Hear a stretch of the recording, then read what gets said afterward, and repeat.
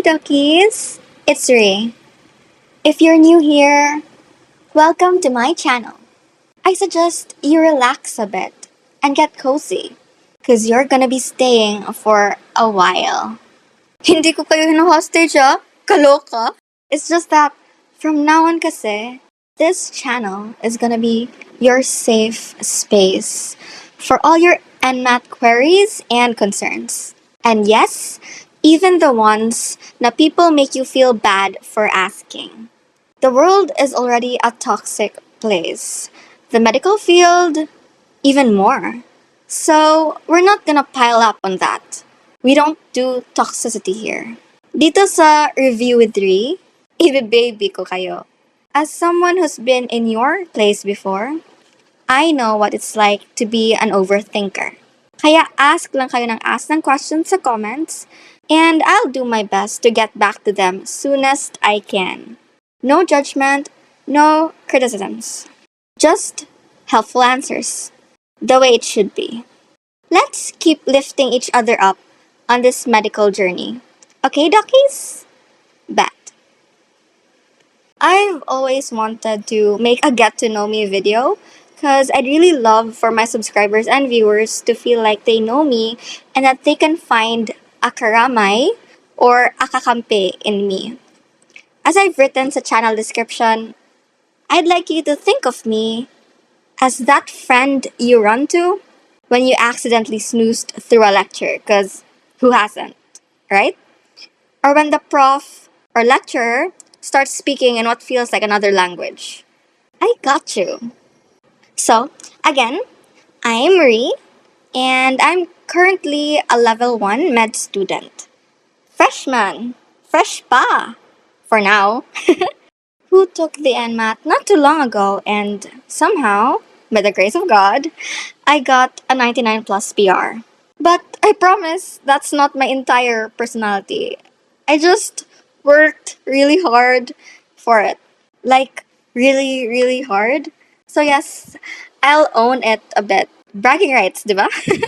But seriously though, I'm just genuinely so happy and honored to be in a position where I can share what I know with all of you. And knowing that I've earned a decent PR, you can trust that the guidance and assistance that I offer comes from solid footing. From a credible source, kumbaga. And that means the world to me. So gatekeeping is not in my vocabulary. Gatekeeping? What is that? Oh my gosh. Is that a new word? So you can feel free to ask me about anything because I would absolutely answer. Okay? You can think of me as kind of like chat GPT. I don't hold anything back. Just ask the right questions and you shall receive priceless answers. Okay? So another thing about me, I'm very big on privacy, which is why currently Review with 3 is a faceless channel. So, tingnan nyo na lang yung chibi version ko dyan, okay? Matutong makontento sa ganyan lang. I try to keep my presence dito sa channel a bit low-key and anonymous para focus lang on the content. Just so, if you know who I am already, no you don't. Okay, so, there's been one too many slip-ups. Keep it to yourself na lang, duckies, okay? So I also call my viewers Docky. There's been some confusion in the TikTok because I call everyone Docky and then may mga nagko-comment pala na hindi medfield. Na-confuse sila bakit Docky tawag ko sa kanila. So, generally, I call every subscriber or viewer Docky. So, it's kind of like a manifestation because I assume you're all wanting to take the path to be a future lifesaver. Lahat naman tayo magiging doktor dito eh. So, advance lang yung pagtawag ko sa inyo ng Docky. Okay, Dockies? Okay. So the last thing I want you to know about me is with regards to why I made this channel in the first place. I'm actually the type of person who likes to study on my own. Solo review, chill playlist, annotate my notes kind of vibe. But back when I was still starting, I couldn't seem to find a channel that explained every single concept the way a review center would, but for free. So, I ended up enrolling in not just one, not just two, the joke, two lang, the review centers to fill that gap. I also wanted a one-stop shop na channel for lectures, tips, as well as yung my community na kahit virtual lang, I'd feel like I have a support group to turn to for advice. I mean, I know that there's FB groups naman and NMAT subreddits, okay? I'm a member of all of them. But sometimes kasi I feel like they tend to be kinda hostile. I'm not sure if it's just me. Pero di ba sometimes you get that vibe from those who answer your questions. Eh ako, gusto ko gentle parent ako. So, anyway, fast forward to today. NMAT done, score I'm proud of, and I thought, why not be the channel I was looking for? Now, I'm here to share what I learned and give every NMAT taker, especially self-reviewees, the kind of help and clarity I wished I had from day one. Diba? Pang Miss Universe, may pa-advocacy pa tayo. So yun lang yun, okay? So enough about me. Now let's do the Q&A. Baka isipin yun, nagiging narcissistic na ako. First question. Is this true po ba based from your experience? So this is a comment to my TikTok video regarding the best day to take the NMAT, and this is one of the very first questions that I actually got. And I can say, yes, it is. So I took the second to the last schedule per the chismis that it's easier if you take the NMAT on the schedules or the dates near the end of the cycle. Okay? So they say kasi that the hardest sets are on the very first day and then again on the very last day.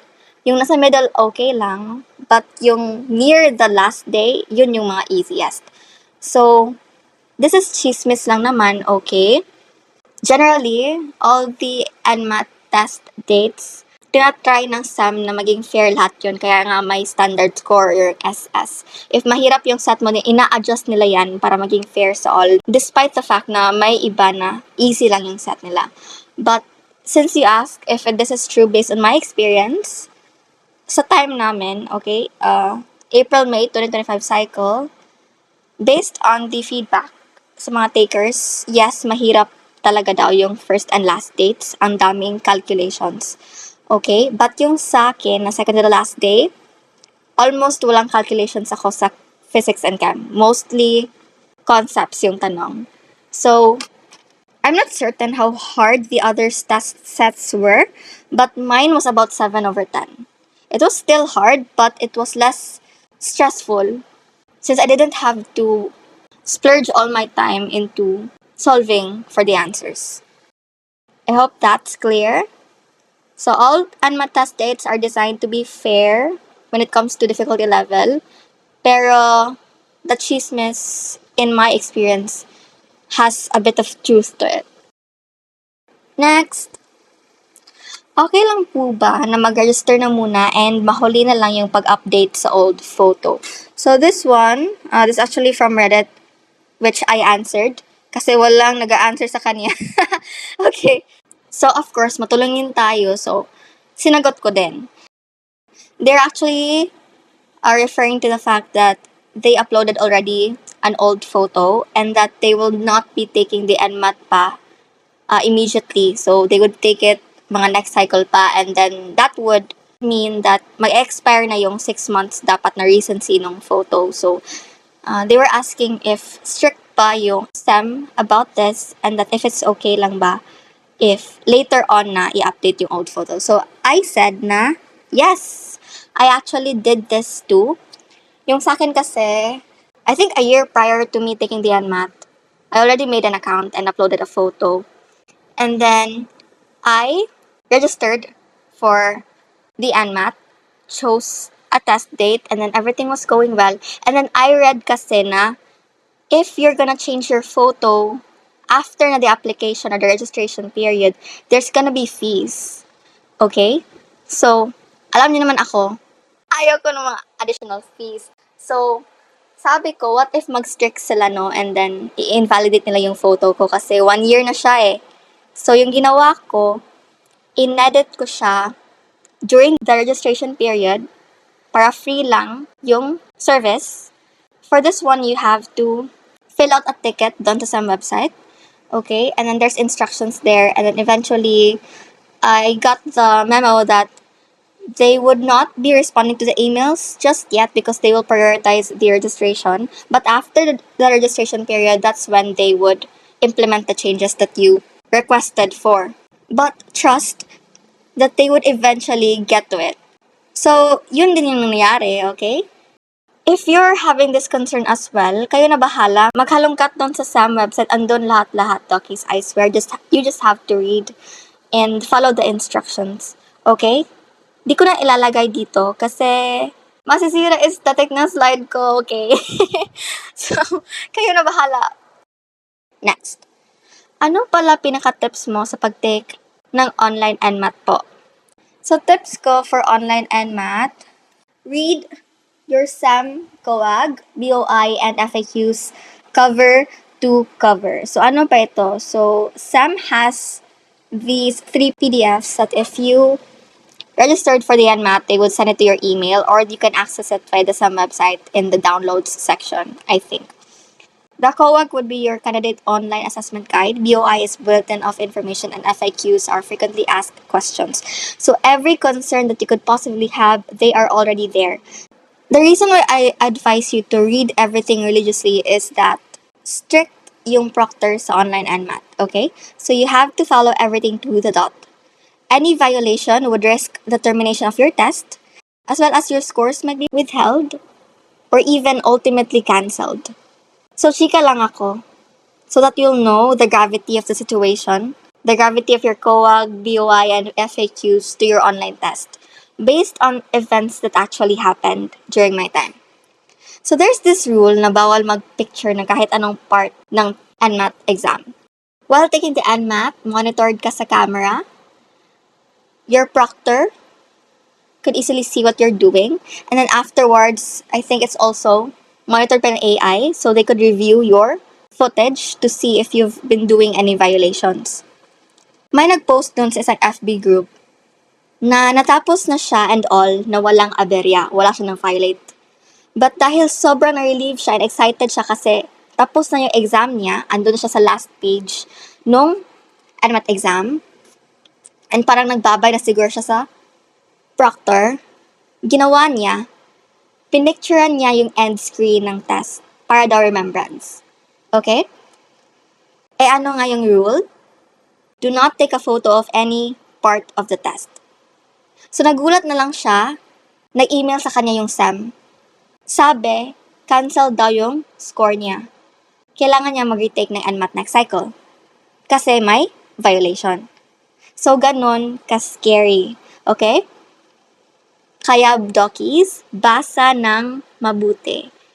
Try as early as now to read everything and understand what you're reading. Because ganun din sa med school, ang daming basahin. Okay? So, for those na overthinkers who would like to ask questions, kahit ano pa yan, okay? Kinikater ko naman. But do your due diligence then, especially if you're gonna ask dun sa FB groups or sa subreddits. So go, Dockies, read everything religiously. Yan lang.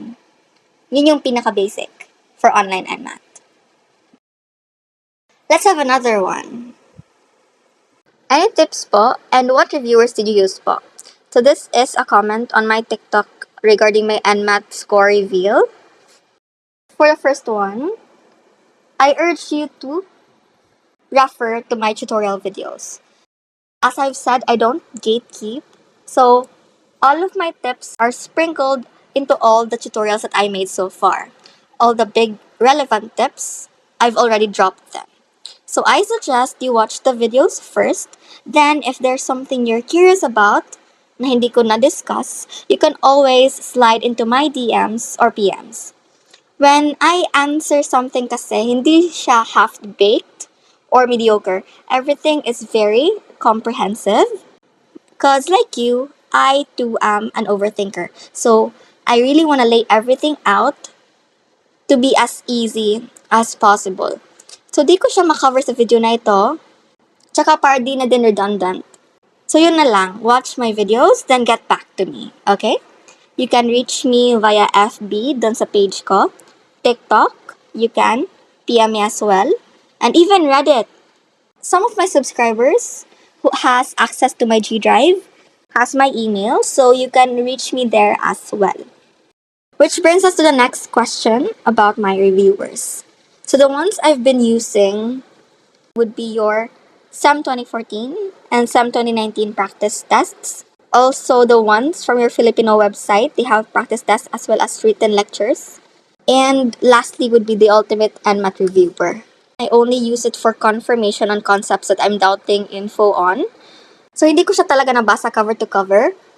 But as far as double checking is concerned, yes, the info on that reviewer is accurate. I've compiled lots din of NMAT review materials from the web into a GDrive. Kinompile ko yun throughout prepping for the NMAT. But yung iba, hindi ko man lang nagamit kasi na-overwhelm na ako. So yung nabanggit ko lang earlier, these 3, these 4 pala, yun lang talaga yung ginamit ko ng todo. Okay, so now let's go to our last question for this video. Baka pwede po makahingi or kahit bilhin ko po ang reviewers po. So this question is a PM on my TikTok account when I shared that I have the reviewers. So to answer this, yes, of course you can, Doki. You could very much hingi my reviewers. And it's absolutely free, no need to worry. All my NMAT stuff, not just the reviewers but also the YouTube tutorials, are available all the time for everyone. I think it's better if bigyan ko na lang kayo ng access sa GDrive para mas convenient sa inyo. The one I told you about earlier, the compilation of NMAT review materials. Head over to the post tab here on my channel and refer to my post about it for full access. And that's all the time we have for today. It's actually very nice to finally put myself out here. And if you've got more questions, my inbox is always open.